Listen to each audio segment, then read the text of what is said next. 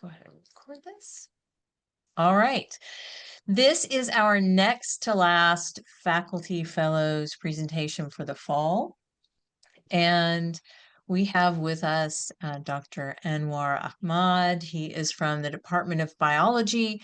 And I think that this is going to be a useful session both for graduate faculty and for those of us who are faculty researchers, because one of the really important things that we have to do at an R2 that's trying to become an R1 is help our students publish more and really create a climate where publication is something that we are all engaged in and talk about, and it's just sort of a normal part of our teaching process at the graduate level. So I'm going to stop talking and let Dr. Ahmad get started with his presentation.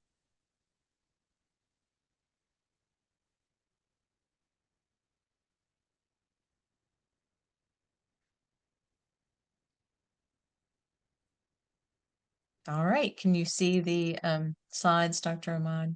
Yeah, but it's data slide. Could you go back to the presentation, please? Yes. Thank you for, there we go. That was the last one we looked at. Okay, thank you very much, Dr. Pezzetta, for this opportunity, and good morning to everybody. I'm trying to explain my journey and then try to find a way to be in a mode of more publication. Could we go to the next slide, please, Dr. Pezzetta?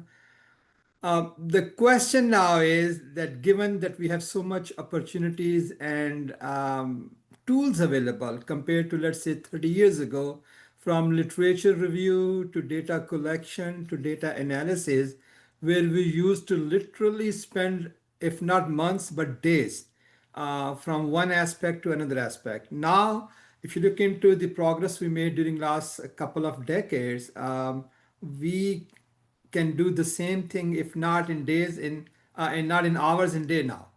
The question now is, have we translated that progress into more success? That's a question. And then other thing is that how you keep yourself motivated. Writing a paper is no easy task at all. So first of all, why should you? Obviously, if you are in a start of a career, you need as a mandatory requirement that keeps you motivated. But let's say once you're already in a tenured position, then what? And what if you do not have, the other aspect is that in major universities where you have major PhD program, you have lots of students available.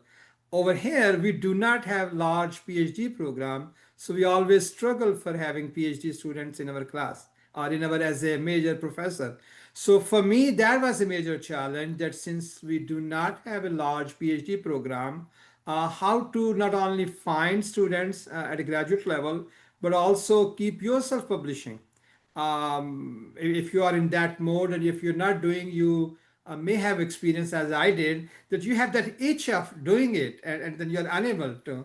So that's where when I started looking from a different angle, not to keep myself motivated, but also find a way in which to not only to engage students, but also for your own self to keep publishing.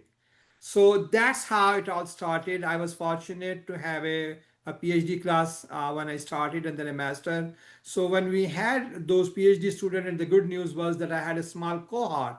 So I started developing, especially for a PhD class, it's one thing to teach them the content. It's a totally different thing to translate those content into an actual doable, tangible project, and then to look at those projects to see if your understanding has actually translated. So that's how I started, and that's where I'm going to share some of that experience. So if I look into how to keep motivated yourself, if so, I used to share my feeling that once we decide to join academia, I think we have given up the money aspect. So let's look into the next aspect of helping others, having our students leave a legacy. Maybe that's a motivation now for me, and I'm sure for all of us, that the change we bring, the kind of impression we leave. I think that should keep us motivated.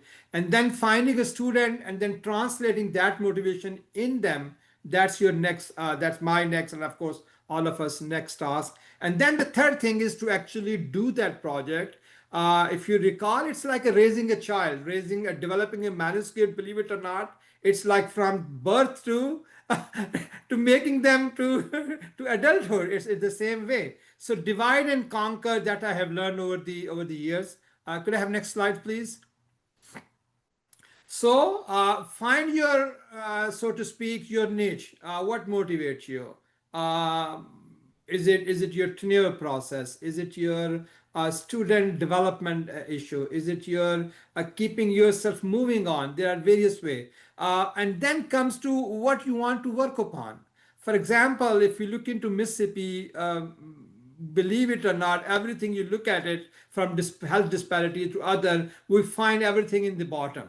So even if you could attribute or contribute a little bit of towards our community, that will help us to understand it at least to add not only to the body of knowledge, but help our communities. So for example, many of my students, especially during the COVID time, we look into each aspect of Mississippi, especially from county perspective, and look into what's going on from COVID perspective on each county. So we collected all 83 counties, various aspects of data, and developed some very sophisticated analytical models. So that should motivate you, that I'm doing something for my community.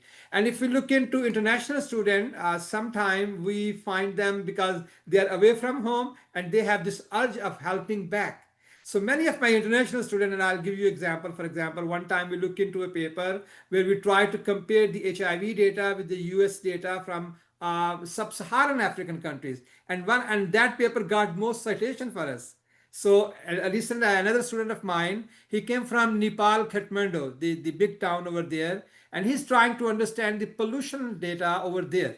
So you need to find a way to engage both your local student and your international student in a way that could fulfill their that aspirations. So that's where the motivation should come from. Then the thing is where to get the relevant information. It's the first thing to have your topic, to have your understanding. It's a very different thing to find a relevant data. And that data collection is a huge part now. If you're dealing with, and I'll come back to in next slides, we can look into very specific data side. And if you're looking into health related data, CDC may be one. If you look into agriculture data, United States Department of Agriculture is one, and I'll give you more example. Then from the literature perspective, we have so many databases available. PubMed is one. By design, by mandatory level, that every US researcher who got the federal funding by law must submit their publication to PubMed. So that's a very good source of information. If you're not familiar with that, pubmed.org or through NIH, you can have all those free of cost literature, which other sites cost you sometimes $35, $50, or even $100 per paper. So have yourself familiarized, have your student familiarized, and of course there are so many other databases available. LinkedIn is a good source too. They keep on publishing many actually complete courses. So these are some of the aspects which you want to not only acclimatize yourself, but help your student to familiarize. Could I go to the next slide? I'll try, because I have so many slides, I'll try to be very brief, not to lose you. So the other thing which I have learned over the years, that if you leave your student and or give them an open-ended project, it's not going to work. You have to guide them through each aspect. And the best way is that if you have a clear milestones. And once I started compared to once I reached to that level, I find a significant improvement in student performance when I have a very clear, described and layout milestones. So to begin with, we always start with the first milestone, which to start with the introduction. Find the data gaps, find the literature review, read at least 5 to 6 relevant recent articles, and find where the data gaps are, and then develop your hypothesis.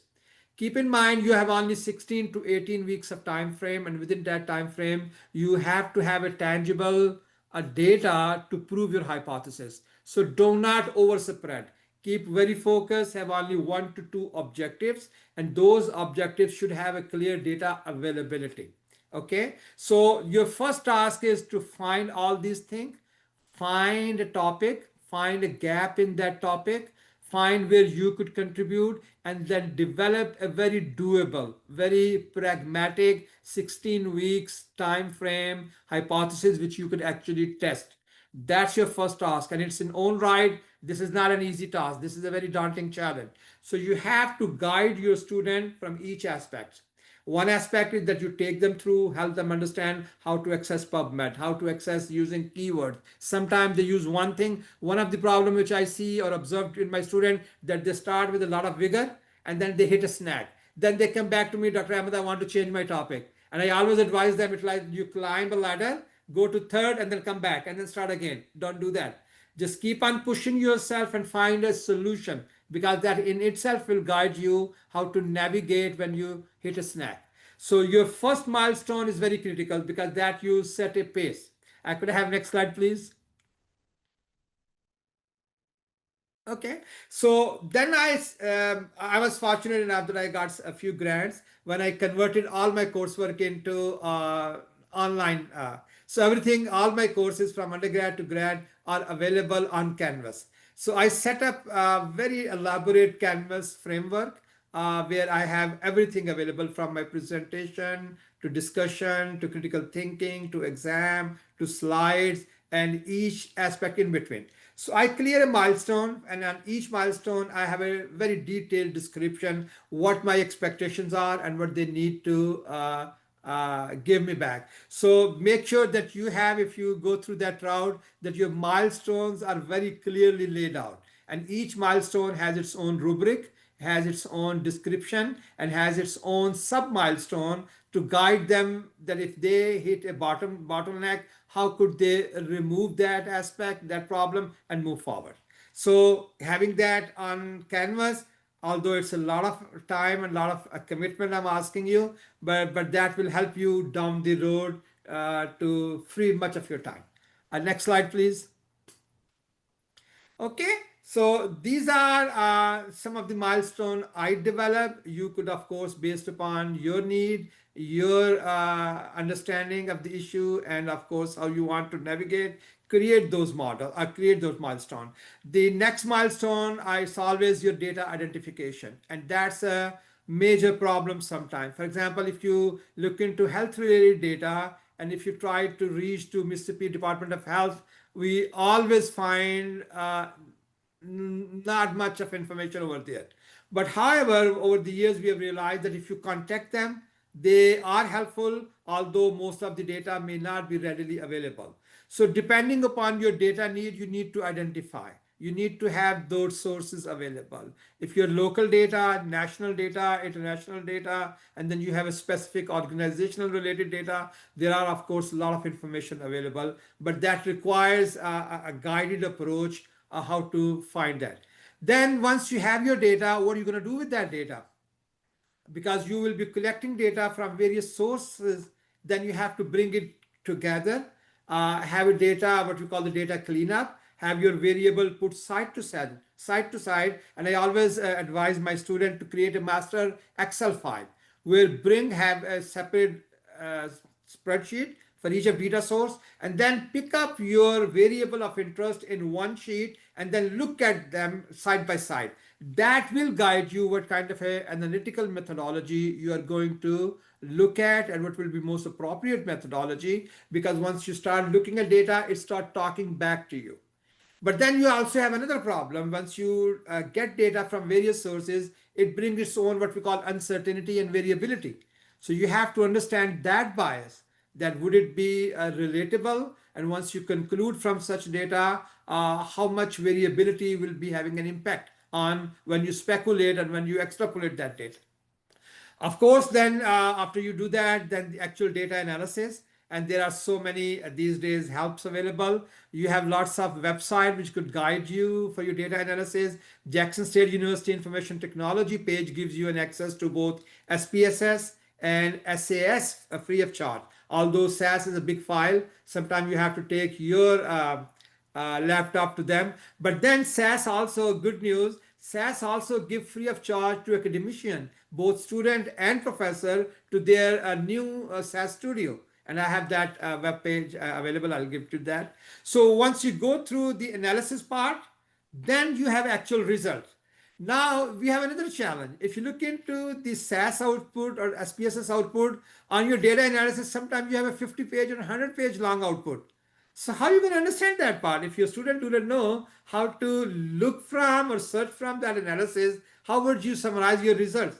So that's your next challenge, that once you have data analyzed, how you're going to explain that, how you're going to summarize that. And your final, of course, milestone will be the actual manuscript development. That in its own right takes you from introduction to methodology, result discussion, and of course the summarizing. So in a way, you are asking sometimes very ambitious thing from your student. And if you do not guide them through each aspect of it, I can guarantee you they will be lost.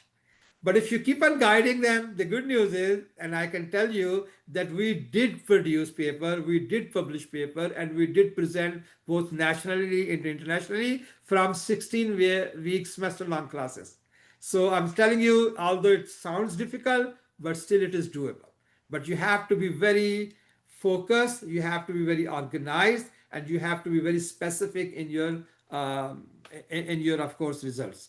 Okay, the final product, as I said, is presentation, publication, citation, and that gives you by itself a lot of motivation. When your work is acknowledged, all of your hard work will be paid off. Could I have next slide, please? Okay, so then lay out your expectation very clearly. For example, on my web page, on my canvas, I have given them as a motivation. These are some of the papers published by my students, first classes like you.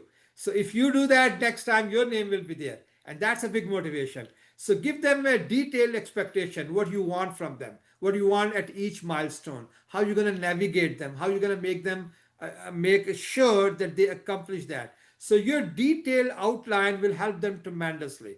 Because if you leave them for their imagination, and I'm giving you a good example. In my undergraduate classes, I give them a small aspect of this project as a critical thinking assignment. And if I do not give them a detail, you know what they do? They come up with their own assignment, believe it or not. They submit an assignment which has nothing to do with what you keep on telling them. So if you're not very clear, they will imagine their own assignment, come up with their own imagination, and give you what they think is the correct way of doing things. So make sure that you outline very clearly communication. Candace keep on telling the benefits of English language or English classes. That's where I believe is the major aspect of it, that you communicate with them in a way that you let them know what you are expecting them to do. And that's not an easy task in itself. Next slide, please. Okay, these are some of the resources I was talking about. Both SAS and SPSS are available on JSU site. You can also go through the SAS Studio, which is free. And Candace, if you hit on that one, see if you can take to that page.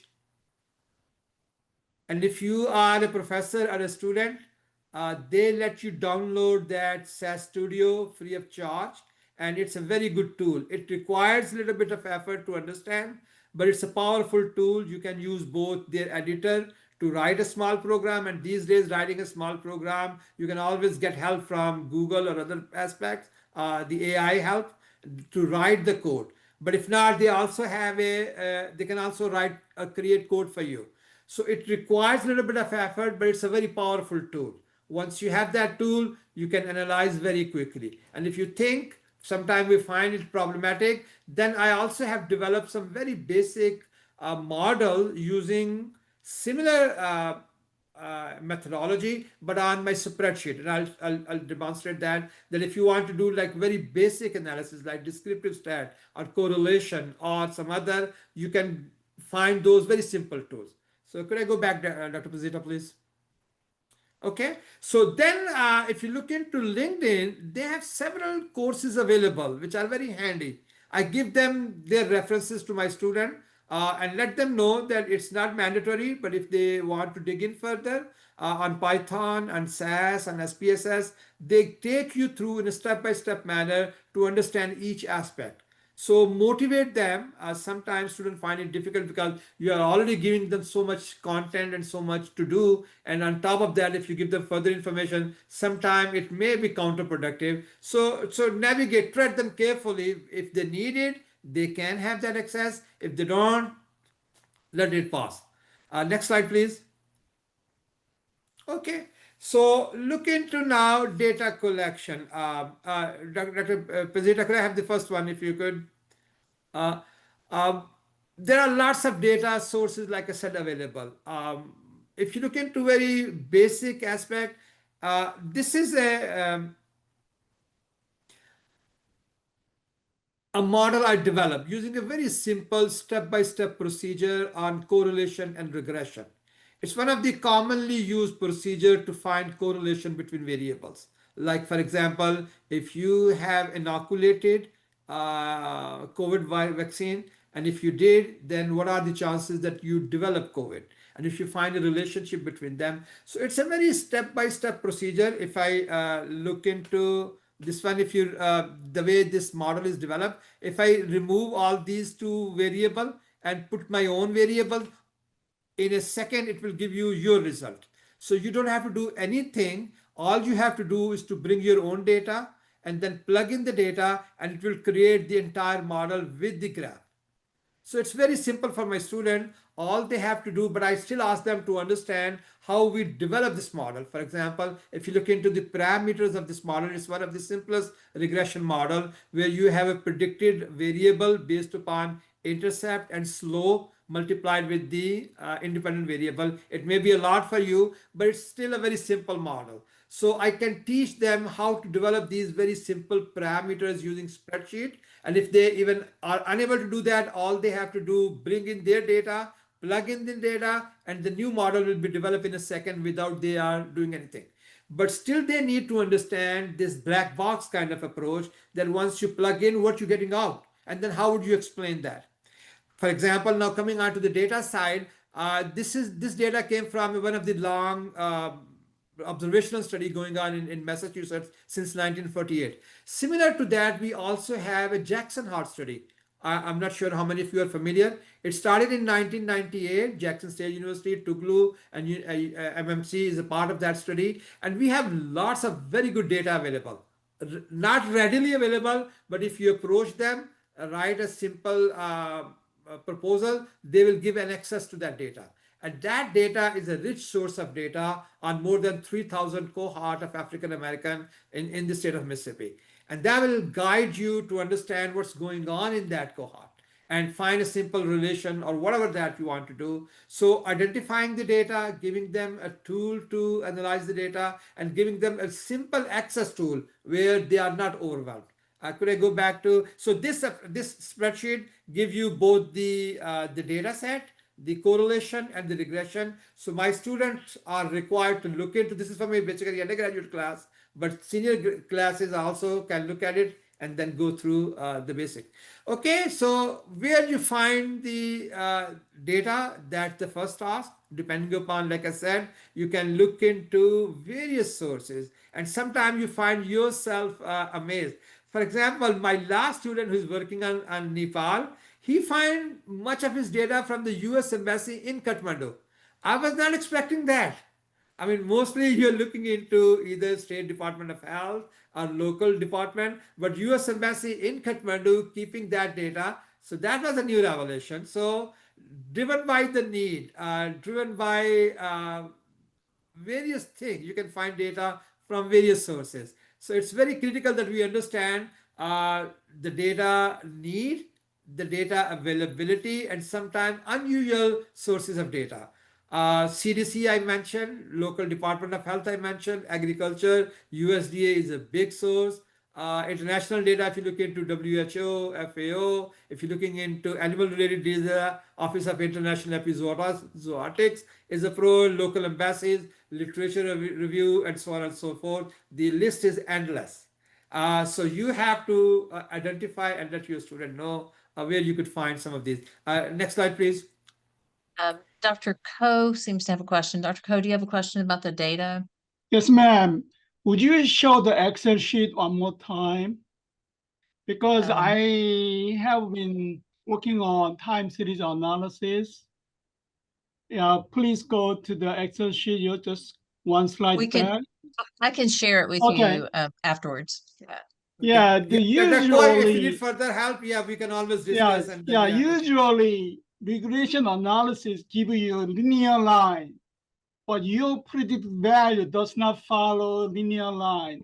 So what kind of technique did you use? Moving average or ARIMA or whatever? It depends upon, for example, if your assumption are correct, then you could have linear regression. But if you are violating those assumptions, of course, you can look into alternative models. We use neural network model where those basic assumptions were not there. But then the data you look into, of course, you have that the lines were on the differences between the predicted value and the actual value. So you're trying to look at that data. That's why you find a difference. But if you look into the measure between weight and, for example, body weight and body height data, very simple one, there was a most of the time a linear relationship. But if you're violating those of some of those assumptions, then you have to, of course, address that. But we Yeah, can my question was, how did you produce predicted value? That was my question. predicted value based upon if the data is linear. Of course, you have to look into the two parameters of the model,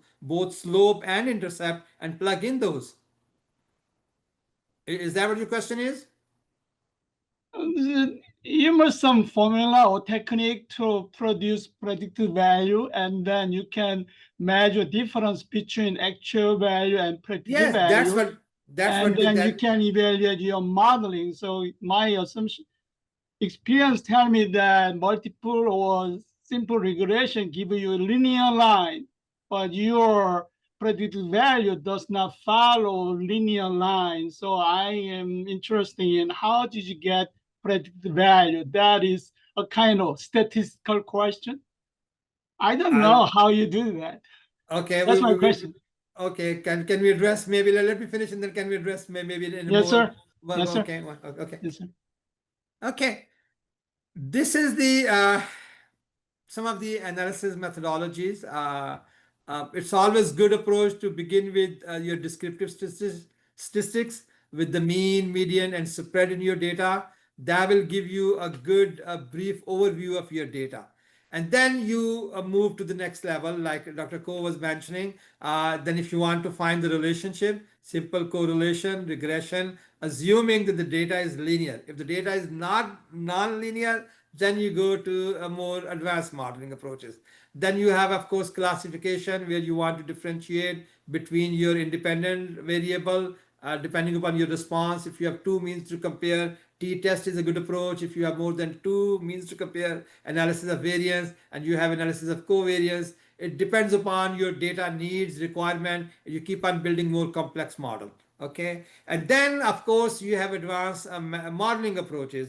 We did a lot of risk assessment, quantitative risk assessment, where we look into probability based approaches. I will not go into details depending upon again your need. You also can look into neural network. We've been doing that. We published paper on that one. And we also did some meta-analysis where you have lots of similar data and you want to bring them together and see if different approaches and different data set could be combined to increase your significance level, especially if you have low number of observation in your data set, then meta-analysis could be one approaches. And then I also developed my own spreadsheet for meta-analysis, although there are some very specialized software available, but this one again take you from a step-by-step manner. Okay, these are some of the approaches. Of course, your student, their need may not be that advanced, especially in undergraduate classes, but at some time in social sciences, we tend to stay more with the qualitative data rather than quantitative aspect. So depending upon your need and requirement, of course, you'll pick up the appropriate methodology. Dr. Presenter, next slide, please. Okay, these are example I pick up for the meta-analysis, that since once you have a big data set, what approaches you need to identify the data set and put them into your required modeling. identify large group of literature. For example, one time we did a project on hepatitis C in Pakistan. We look into more than 100 published paper and try to look into those which were similar and identify about 18 to 20 of them which were similar. But we find one bigger problem, that most of these paper were on not a randomized data set. They was from very precise a situation where people go for recruiting camp or women go to healthcare clinic. So these were the data which was already in a way skewed up. So when we look into the literature, when we look into the Pakistani literature, it was saying that it has more than 7 to 8% of prevalence rate, meaning that 7 to 8 people per 100 is having a hepatitis C. When we look into the data, it was showing that Pakistan is not among internationally reported data that high a country. So when we try to understand, and I'll not go in much detail, we published that paper, we found that the data was not randomized most of the time which was being reported. So we tried to come up with the adjusted data using a Bayesian theorem and then use that data into that meta-analysis and published paper. So that may be one approach. If you think your student are unable to find relevant data, but the literature has lots of those data available, then they can combine those paper. Okay, next slide, please. Okay, these are some of the example again. For me, I'll not go into more detail, but then I conducted, when I was at Tuskegee University and also afterwards, we got some funding available from USDA where we look into quantitative risk assessment, especially on food safety. USDA is very concerned that if you import stuff from other countries like citrus or like beef or like cheese, what are the chances that you bring disease with them too? So we conducted several very detailed studies, especially at one time we look into mad cow disease and we also look into foot and mouth disease. If you recall, in early part of 2000, these were two major havocs. Foot and mouth disease caused United Kingdom more than 15 billion pound, and it killed more than 500,000 sheep and cows. 3 farmers committed suicide. USDA was very concerned what would happen if this disease come to United States, and the estimate at that time was close to $100 billion. Compared to UK economy, US economy was big. So they gave us about $200,000 to conduct a study on the importation of FMD with the cheese. So I spearheaded that part, and we conducted a very detailed study which then they published to make their own rulemaking. So these are some of the things if you want to go in detail further. And then, of course, if you cannot do it, we are here, and then other resources will be available to guide them. Could I go to the next slide, please? Because of the time now, I think I have to rush a little bit more. I don't want to. Okay. So as I mentioned before, once you got your data analyzed, then come the more of a communication part. How would you understand the software generated results? Like I said, sometimes you have a very lengthy output, and then sometimes you also become difficult to, although it may sound look into very simple, sometimes, believe it or not, my PhD student come to me and said, what does that mean that P is equal less than 0.05? Very simple, basic approach, but still when you try to explain, it becomes really difficult. So you have to understand these basic concepts. I know you understand these basic concepts, but with reference to your research, how would you translate them into statistical significance? So I create this, for example, this, what is actually meant by probability less than 0.05. What does that mean? It means that did you get your result accidentally, or were there enough evidence to let you know that you can reject your null hypothesis, if I want to be very specific, of no difference, that your research hypothesis is actually valid. So you have to explain that. And then also again, we are very, as a researcher, we are concerned with type 1 error, very simple thing, but then you have to differentiate between type 1 and type 2 error, and then give a reference, not a relevance for your research. Next slide, please. So converting your statistical results into your contextual research is your task now. As a scientist, you have to explain to me, a lay audience, what does that mean? I do not know very detailed technical terminology. So you have to give me in its simplest form so that I could understand. Various times, especially when you are engaged in community research, when they invite you as a scientist, they do not want to listen your technical jargons because they will be unable to relate to that. So you have to find a way in which your research is applicable to them. And that's a big challenge. And keep it again, Dr. Pizzetta, that's where we need you. During my previous presentation, we keep on hearing about the English. So that's where the English come into play. But lately, believe it or not, these AI related tools, especially the Grammarly, another ChatGPT, where you can simplify your stuff, it's a big help.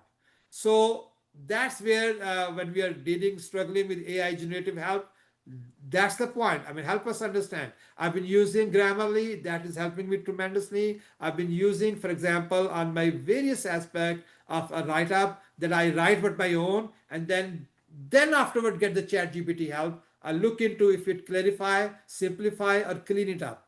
What other aspect could we use? That's an open suggestion, and I need your help on that one. Next slide, please. Okay, then result is one thing, then come your discussion part. How would you relate that result to the rest of the body of knowledge? What are the differences? Were your results similar? If not, what are some of the ways that you could explain to them?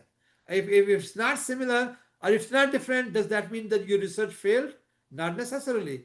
You have at least showed the results are not different. So in either way, you should look into very critically. I got a very good advice long time ago. What if your probability is more than 0.05?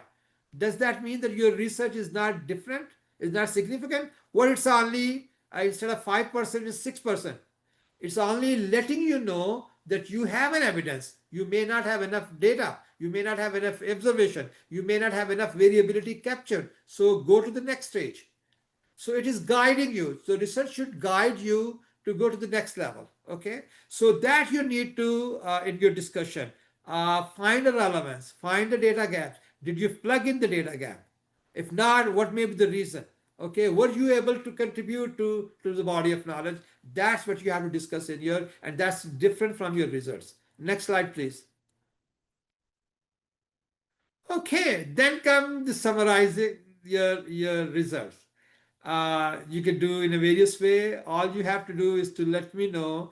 And we used to keep on saying one example. One time, Ronald Reagan needed an advice on Russia. He asked his advisor, and one of the Russian advisor gave him a very elaborate lecture and gave him his book to read and of course his paper to read. He said, I don't have time. Give me something smaller. So he gave a 10-page reading. The reading came back, he said no. Then he gave a page and then it boiled down to a paragraph. So people do not have time. Similar way, if you have a technical jargon, it is very difficult to go through all of that. So summarize in a way that it's relatable. And then come abstract, which is you have to struggle a lot of time with your student to differentiate between summary and abstract. Abstract is not your summary. Abstract is an overview of the entire manuscript. So one approach may be that when you go through each of those sections, highlight the gist of those sections and reproduce those paragraphs and then create 5-6 paragraph in the end and then clean it up to have a 250 word, no more than 250 word abstract, which gives a snapshot or overview of entire manuscript. So summary is the summarizing your result. Abstract is an overview of the entire manuscript. Okay. And then relating your result to audience, like I said, especially in community engagement, is very critical. You have to find a way. For example, if I tell you 1 out of 7,000.00007, that does not much mean. But if I say I have a student population of 7,000 in Jackson State University, and one of that students suffered to something, some situation, driving and texting, driving and drinking, that will relate more to that. So finding a way to relate your results is very critical, especially when you're trying to translate that into general audience. Next slide, please. Okay, the reference, I don't have to guide you, you know all of it. We prefer to use APA or the journal. If you have a journal, a target journal in mind, it's critical. It's better to have their format so that you don't have to redo it again. So if you want to go through APA, the websites are available. Grammarly and other already are in that sync. So at least familiarize yourself, let your student know that that's the most used format. But if you have a target journal, use their methodology. Okay, you can use several software, EndNote, Grammarly, and other to organize your references both within the text or with in your reference list. Okay, and then again, last time, if you recall, we did that experiment a little bit, that if you have an AI generated literature review, make sure that you validate them, because you may come up with references that are not there, that are not relevant, that are not true entirely. So make sure that you validate your reference list. Next slide, please. Okay, so that's about my abstract, which should be your last part of your entire manuscript, that you complete your manuscript, then write your abstract. It's usually a 250 words, a snapshot of entire manuscript, just to entice your audience that if they are interested, they can dig further. But if they don't have time, at least abstract should give them a way to look into. For example, these days when I receive requests for both for manuscript overview or grants overview, the first task that you go through the abstract, understand if it's in your area of interest or in your area of expertise. And if it is, and if it entices you, then you dig deep, and that should be the motivation for your abstract. Next slide, please. Okay. Now, these are my actual success story. Look into some of these where we produce paper, we presented in national conference, especially when we go to RCMI or NIH meeting in Maryland or in Washington.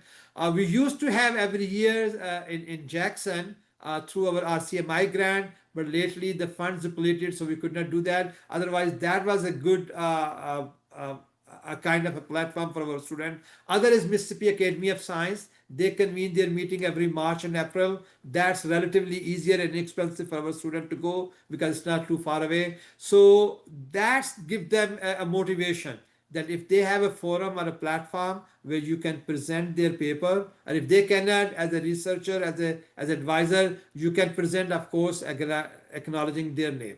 Next slide, please. Okay, these are the paper again from my student, which I presented in Washington, especially on the impact of socioeconomic factor on suicide rate. That was my master's class student. Next slide, please. One of my students, he published a paper with me. I mentioned you earlier. He came from, I believe, from Ghana, and that paper got many citations. He was accepted as a PhD student at Georgia State, and then he got a very good job at IBM. And yeah, this is another example of my student. She started her PhD over here. Now she moved on to North Carolina. Go to the next paper, please. Yeah, that was the girl. And then go to the next. I have another good example of a student who was with us. She did her master. Next slide, please.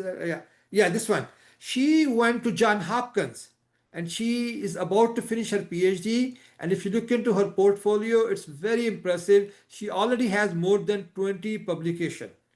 Impressive. We didn't want her to leave, but she did master with her, and then she went to Johns Hopkins.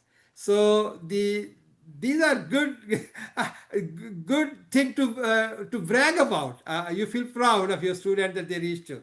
So that's what I had to share. Of course, it's a lot to digest, and questions, suggestion, collaboration. We have Dr. Akil, Dr. Warner in public health, and I've been with Dr. Fazita for several years on mentoring faculty, and I've been also part of our social justice forum in Jackson. So within Jackson, I've been involved in several projects. Of course, we're always looking for more funding opportunity and collaborative opportunity.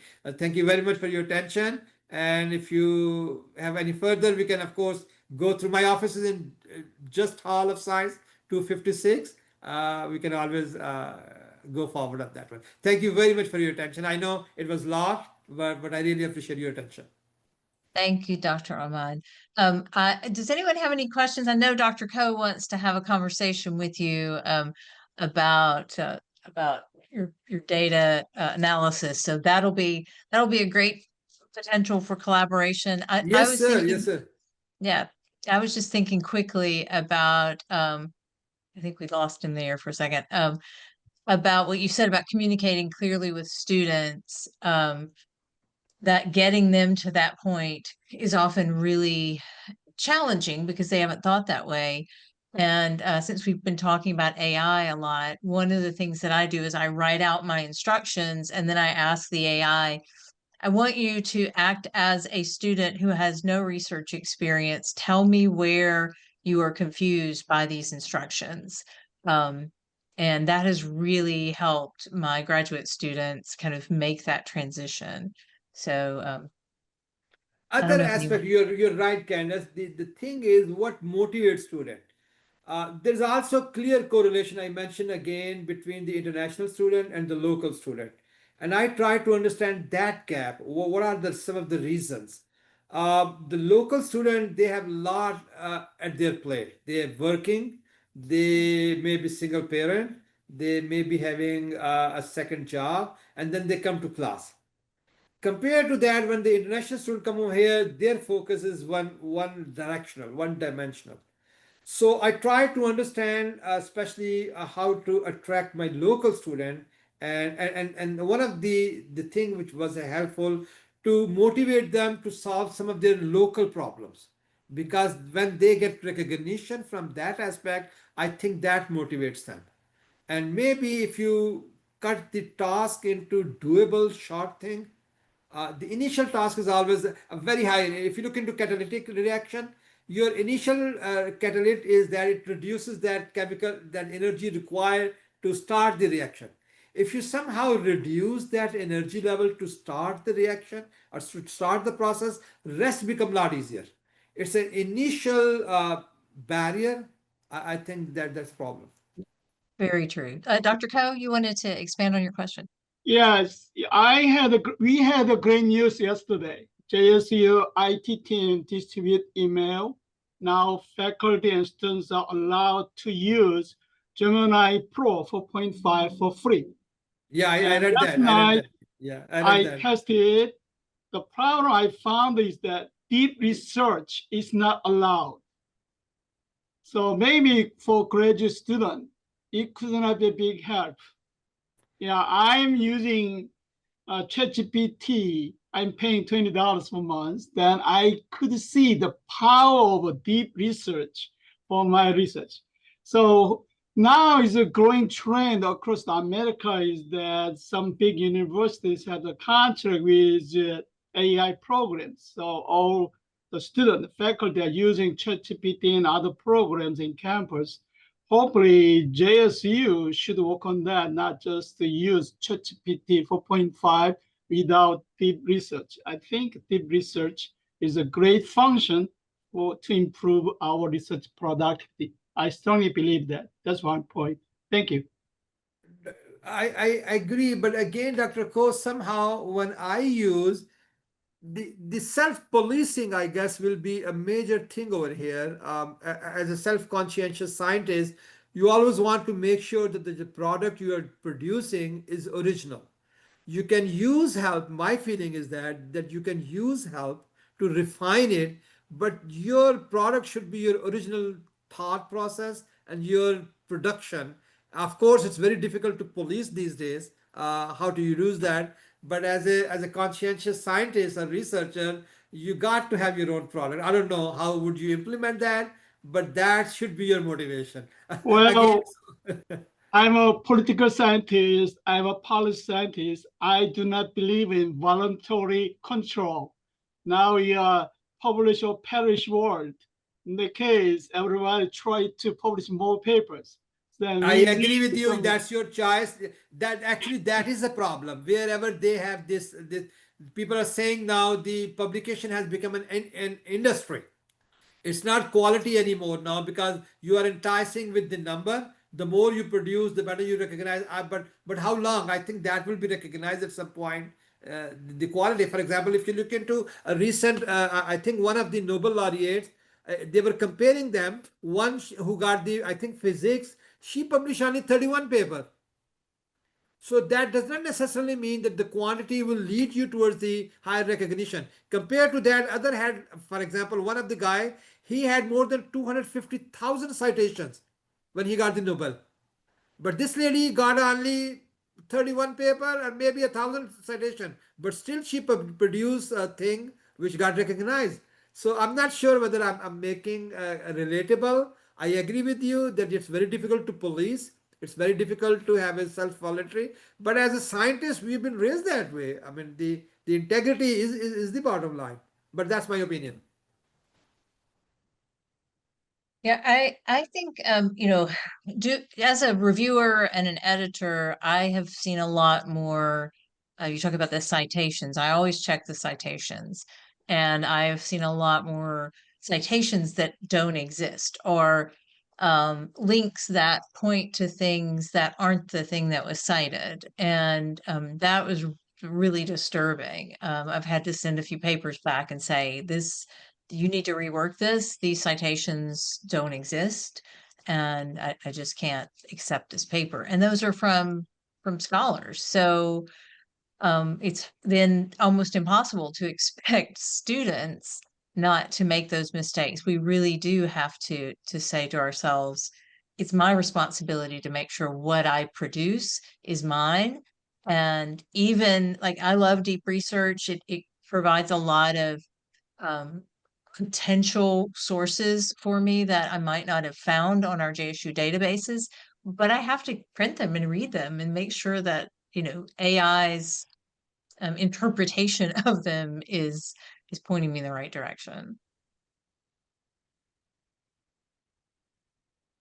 So I definitely agree, Dr. Ahmad. Anyone else have questions? We have about 3 minutes till we shut down. So anyone else? Yeah, All right. nobody say anything. I would like to say one more thing. I really appreciate Professor Ahmad. I pushed JSU IT department for many times for SAS, but studio. They have no clue. JSU don't have money, but Dr. Ahmed told me that how to get the free SAS studio is a big help. It's out of And necessity. It's out of yes, See, we had a funding before. We paid almost $25,000 to have SAS on our 25 computers. So JSU good. then got it, but then maybe one of the reason it's such a large file. When you try to download it, it never works. And if you take them, they sometimes their process is not very efficient. Whenever you have to go through IT, it takes a lot of time. But then again, this SAS studio, I think SAS is making more than $1 billion. He's the only professor out of North Carolina who became billionaire. So I guess he find it obligated to feedback, to give it back, I guess. So Yeah, yeah, in you my can go. department, I'm teaching environmental policy for graduate student. I've been contacting your environmental science PhD program, so I'd like to build more active correlation, cooperations with you and other Sure, your that'll scientific be. groups. Well, Thank you. one time, one of my students, she published a very good data. She found that in Chicago, when the temperature rises, the crime rate rises. So in the Right. political science perspective, you want to look into, and when you look into, there was a correlation between, because when you are cold, you keep on sitting in your home, you do not have enough time to commit crime. But when it is get better, you get out, and then you start doing all the nasty thing, I guess. So maybe you want to look from that angle, that Yeah. from policy issue, from But that was Yeah. interesting though. Yeah. Sometime soon, I will stop by your office. Thank you. Yeah, sure. Thank you. All right. Well, thank you, Dr. Ahmad. This was a really thorough presentation, and we will share it with the group. And if it's all right with you, then I'll share with them a screenshot of your database stuff. If not, Sure. No okay, problem, no problem. Yeah. because he didn't show you all of it. We had to speed up there at the end. There were Yeah, several like I more. said, these are years of work. These are years of work. Yeah. But again, I appreciate the opportunity, and I will be glad to collaborate with anybody who's interested, especially the one community we have, the 3-4 scholars which we have in our community. And if you want to dig deep, just Hall of Science. But let me know, please, because I'm in and out of my office all the time. So Yes.